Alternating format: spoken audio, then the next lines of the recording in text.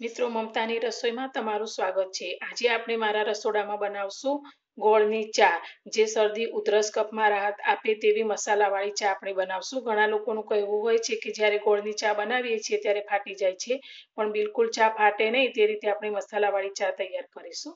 આપણે ગેસ પર એક તપેલી મૂકી છે, તો અત્યારે હું 2 કપ ચા બનાવું છું। તો આપણે તપેલીની અંદર 1.5 કપ જેટલું પાણી લઈશું, એક આખો અને એક અડધો કપ। તમને થશે કે 2 કપમાં આટલું પાણી વધારે પડશે, પણ જેમ જેમ આપણે આ ચા ઉકળશે તેટલે પાણી એટલું બળતું જશે, માટે અત્યારે પાણીનો ઉપયોગ આપણે વધારે કર્યો છે। સાથે મેં ગોળ લીધો છે 2 ચમચી, તે અંદર એડ કરી દઈશું। તમે ગોળ જે પ્રમાણે મીઠી ચા પસંદ કરતા હોય તે પ્રમાણે લઈ શકો છો। તમે 1 ચમચી ખાંડનો ઉપયોગ કરતા હોય ચામાં તો ગોળ 2 ચમચી લેવાનો, કારણ કે ખોળના પ્રમાણમાં ગોળ થોડો ઓછો ગળપણમાં હોય છે। હવે આપણે આ પાણીને થોડીવાર માટે ઉકળવા દઈશું। ગરમ પાણીમાં ગોળ ઓગળે છે ત્યાં સુધી આપણે ચામાં નાખવાનો મસાલો તૈયાર કરી લઈશું। તો તેના માટે ખાંડણીમાં અત્યારે મેં 2 લવિંગ લીધા છે, તે અંદર લઈશું। 1 ઇલાયચી લીધી છે, તે અંદર લઈશું। અને કાળા મરી લીધા છે 3 થી 4, તે અંદર લઈ લઈશું। આ મસાલા લેવાથી આપણે શરદી ઉધરસ અને કફમાં રાહત મળે છે। અને સાથે આદુનો 1 ટુકડો લીધો છે, તે પણ અંદર લઈ લઈશું। અને આ મસાલાને આપણે ખાંડી લઈશું। આપણો ગોળ પાણીમાં સારી રીતે ઓગળી ગયો છે, તો જ્યારે ગોળ પાણીમાં ઓગળી જાય પછી જ આપણે જે મસાલો ખાંડીને તૈયાર કરીને રાખ્યો છે તે અંદર લઈ લઈશું। ફરી આપણે 10 સેકન્ડ જેવું ઉકળવા દઈશું।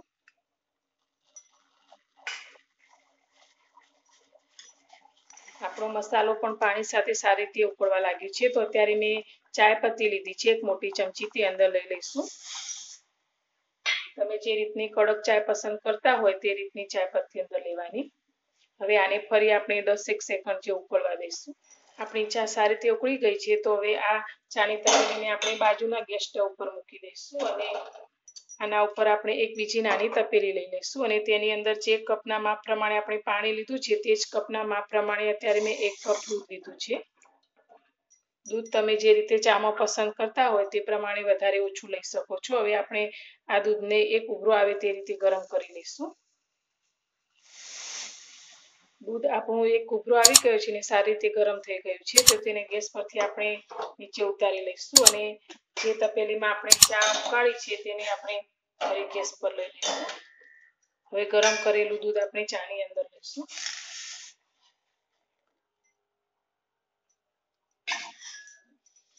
હવે ફરી આપણે 30 સેકન્ડ જેવું ચાને ઉકાળીશું। તો તમે જોઈ શકો છો દૂધ ચાની સાથે રેડતા પણ હજુ આપણી ચા બિલકુલ ફાટી નથી। તો આ રીતે તમે ચા બનાવશો તો આ ચા બિલકુલ આપણે ફાટશે નહીં।